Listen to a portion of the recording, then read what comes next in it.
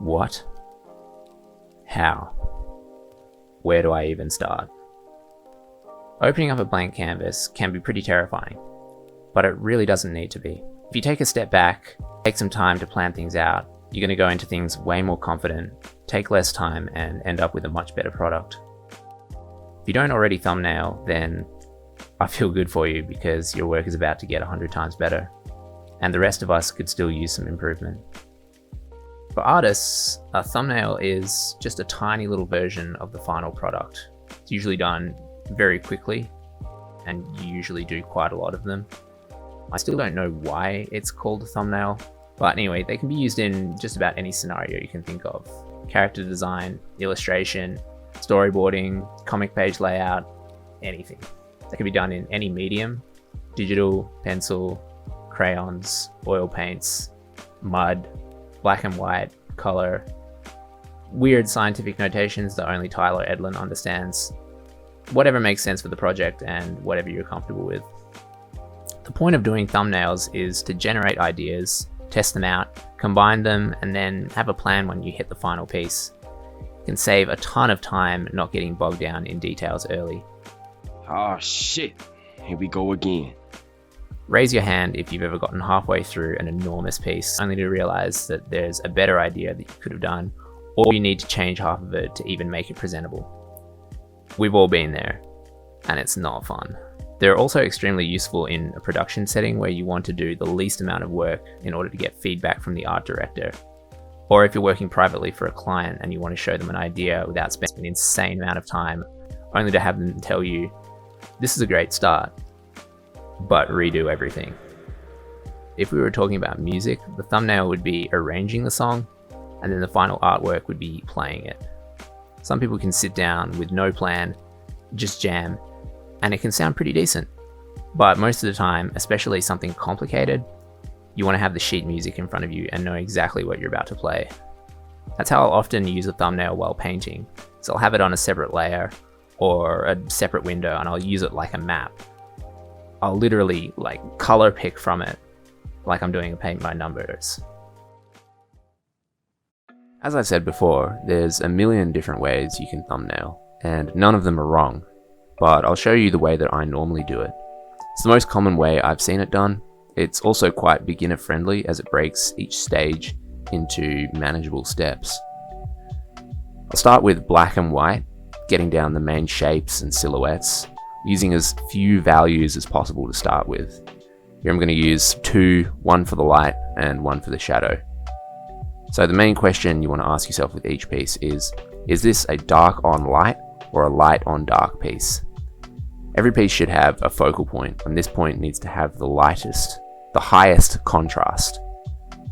For this piece, I'm going to go dark on light. This is the simplest approach most of the time, because it's easier to create depth in the piece if the foreground is dark and the background is light.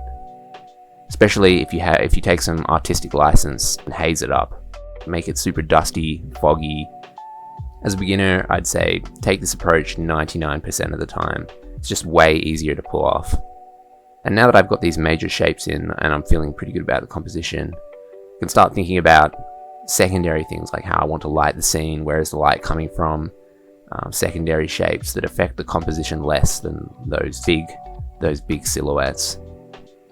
Now at this point, I'm ready to start adding color to the piece. I'm using what's called a gradient map in Photoshop. It's really simple. It just maps a color to a level of black and white on the canvas. So like the left end, it represents the darkest values on the canvas, and the right end represents the lightest on the canvas. And you can just map, you can add those little points that I'm dragging around. 4 is plenty. I usually use 3 or 4. And this will give you like an overall color to the piece. It's a good start. If you're a beginner, it's a good idea, I think, to find some photos or even some other artworks that have a similar color palette to what you want. I don't think it's stealing because every color palette has already been done before, and why reinvent the wheel? By combining a few different images, using some color balance tweaks, you can usually get a good start. So after I'm finished with the gradient map, I'll throw in a hard light layer or an overlay layer just to brush in some color.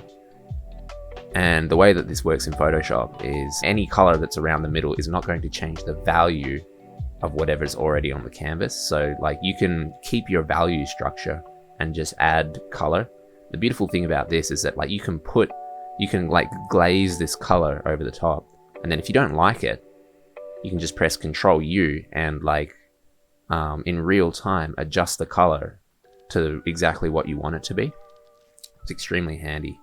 Hard light I'll use sometimes, but like that does affect the value quite a bit. Overlay seems to leave the values mostly intact. Just play around, see whatever you like the most.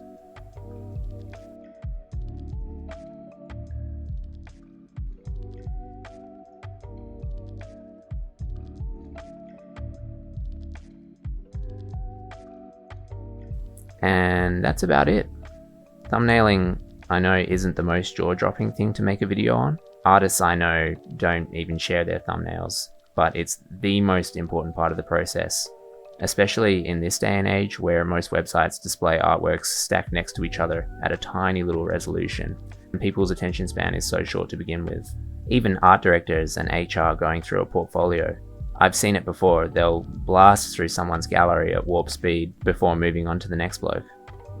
This is the first time I've ever done anything like this before, so please be gentle. If you've got a question, don't be scared to reach out. Links to my ArtStation, Instagram, all that stuff down below, and I'll reply whenever I'm free.